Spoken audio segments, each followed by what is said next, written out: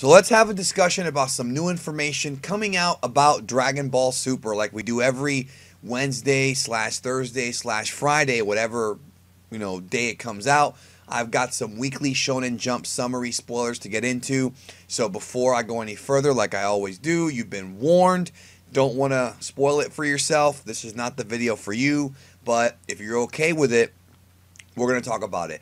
And interesting stuff coming up, for sure. Now, before we get into it, I just want to say that some of you guys have noticed that a couple of my videos have been taken down. This is a false takedown. It's no worries. It is being taken care of.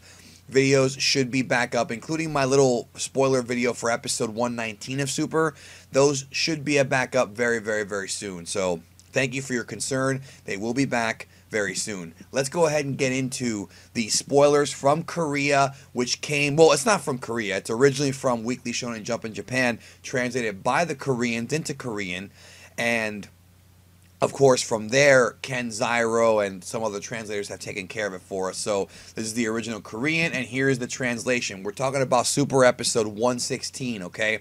Coming up next weekend. The Symptoms Comeback, Grand Eruption of Ultra Instinct. And I'll discuss some of my thoughts here, as we go through. Goku versus Kefla, or Kefla. I have to get used to saying Kefla, so if I screw up and I call her Kefla, please forgive me. Ultra Instinct returns. Despite being in Super Saiyan Blue form, Goku is pushed back by Kefla. At that moment, when he is cornered, he activates Ultra Instinct. The other spoilers had revealed something very similar, that Goku, there's a scene coming up in episode 116, which is not this weekend, it's next weekend. It's not this weekend, where, well, actually, let me take that back. It might happen at the end of this weekend's episode, where Goku's fighting Kefla in Blue Kaioken, and it's still not enough. So Kefla's very, very powerful, right? I know a lot of folks have an issue with this. This has been the hot button topic in the fandom this week, is why is Kefla's fusion so strong and strong enough to beat SSB Kaioken, whereas the other people in the argument, I guess, have said, well, no, that makes sense. Fusion's powerful. It should win. Why is Goku being able to stand up a chance against it? So there's two different opinions here, and I respect both of them. I'm gonna really think about it before I cover it in a video, but I want to watch the episode first to see how it plays out. And then I might do a video like going into more detail about my thoughts. But nonetheless, no matter what your thoughts are, it appears like SS Blue Kaioken's not enough. That's what we had heard from all the other spoilers against Kefla.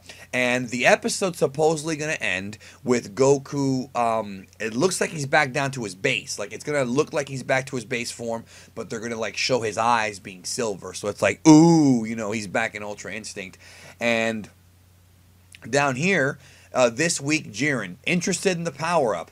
Goku succeeded to make a comeback using Ultra Instinct, and then Jiren, the strongest warrior, becomes interested in fighting a powered-up Goku. So that is a bombshell to me, and I'll tell you why. You would think, okay, well, that's obvious. Jiren wants to fight Goku again because, he said before that he feels like the only threats to him were Goku and Hit. That's what he had said previously. And his fight with Goku, even though he defeated Goku, he still was very intrigued at Saiyans and Goku and how he was able to tap into that Ultra Instinct power. Well, the reason why I find this so interesting is, well, I mean, first of all, the idea of Goku awakening into Ultra Instinct and Jiren also awakening into Ultra Instinct in the same, or not into Ultra Instinct, awakening and seeing that Goku's back in that form, I think that's interesting. I think that tells me that, of course, they are rebuilding to that fight. But the thing is that one of the things I was critical about, which I'm still not 100% happy about, to be honest, is the fact that Jiren, I don't understand why he just doesn't go around throwing dudes out. Like, I don't understand why he didn't just throw Goku out. Like, he's so much stronger than Goku without Ultra Instinct, right? So why didn't Jiren just grab him and just throw him out and eliminate him? It never made sense to me. It could be that he knows that Goku might tap into Ultra Instinct again and he wants to challenge himself. Because remember, Dragon Ball is a very macho show, and these characters love to go in there and challenge themselves and challenge the opponents, no matter who they are. Not necessarily just Goku and Vegeta.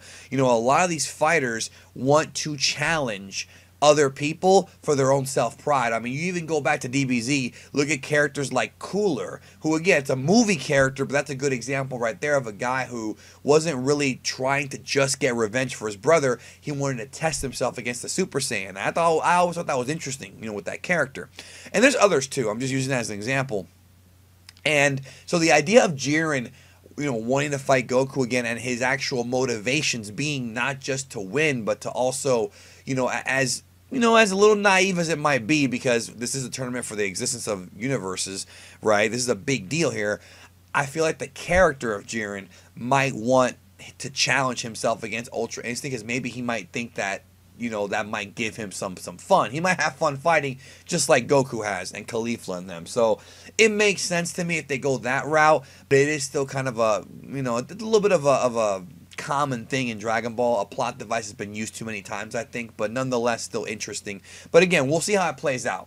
Whenever I cover these in magazine scans and leaks and things like that, I always want to see how it plays out in the anime, because sometimes things get lost in translation. Sometimes it doesn't give everything away at all in these spoilers. You don't get everything, so who knows what's actually going to be said in the episode, what Whis will say, what Jiren will say if he speaks, Beerus, the Grand Priest. There's always dialogue and things that happen in the episode that are not revealed in the scans that give away more. So you have to always remember that. Don't forget that watching the episode is still going to give you more than just reading the spoilers. Spoilers is not going to give you everything, which is, you know, always a good thing. So anyways, thank you. Let me know your thoughts down below on Jiren's motivation. I want to know what you think about Goku unlocking Ultra Instinct again. It appears like he's doing it mostly when he's pushed against the limits. Whenever he is, I suppose, in trouble of dying or in danger of being hurt. But again, let's wait and see how it plays out in the episode, because we don't know for sure.